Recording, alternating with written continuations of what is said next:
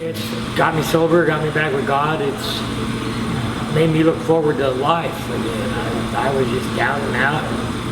Didn't have a care. Didn't care about myself. Was done to deal with it. Brought Christ into it some more and let Him deal with my problems and ask Him for help. And it's been a real help to me. I was a 10-year drunk every day, living under a bridge.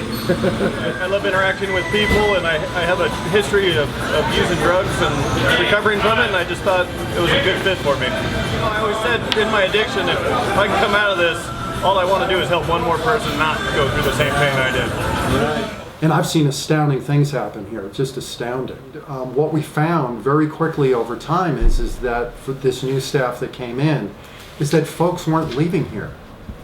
And so we knew there was something wrong with what we were doing because they weren't getting up out of homelessness. And the problem is getting worse and worse. This homeless situation is making everybody poor in spirit. And you should hear the story after story that I've heard about the horrors of what's going on in this community due to homelessness. It's everything from people being robbed and beat up to little kids not being able to go into parks because there's needles and scary homeless folks there. So we did the thing that we as Christians do, which is we went to the Bible and said, Jesus, give us some guidance. And what He did is He said, pick up your mat and walk. After that really amazing question, do you want to get well?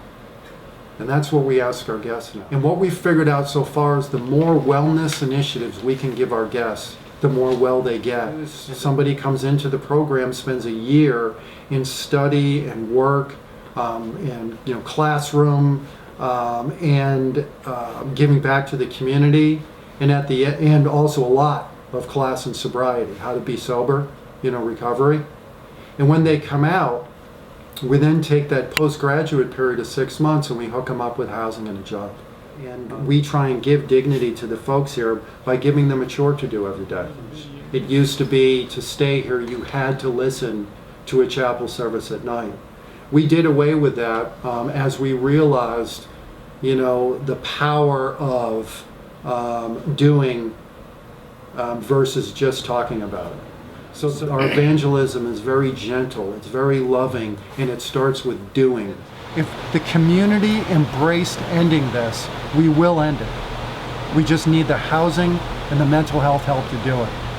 In terms of business people in particular, they want to see a return. They want to see a return on the money that they donate, the time that they give. We're not talking about keeping people stable, we're talking about getting them well. And it's truly a transformation of the heart, and it's only one that Christ can bring.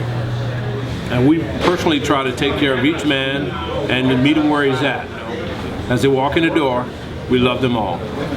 Please think of us when you're buying your next pair of underwear. Buy an extra pair and bring it down to the Mission. And we're always looking for twin-size quilts, but it makes the place look less institutional. And the whole concept of housing first really just makes sense because we've been not only in the field for so long, but because it was trial and error for a long time. But there's just something different about the staff here. The love is just immense, and you see it in day-to-day interactions. And really what we are is a relapse prevention program. One of the biggest issues is low self-esteem. But all of them have drug and alcohol issues. We like to deal with the person first and deal with the addiction second. We don't want you to think of this as home. This is a place for you to get well and regroup. So when someone can walk through the door and hardly make eye contact with you, and they run to the corner, and 2 months later they're making eye contact and they're speaking and they're venturing out, that's a success. It might be, we have a lot of trauma affected people, but we are looking for barriers that keep them from getting into a better situation. Yes, you're meeting a finite need, but ultimately we're feeding that greater feeling of joy and peace that's here. I'm about 50 volunteers away from a plateau where needs are met campus-wide, and what that'll do is give us that jumping off point for something we haven't even started yet, which is outreach.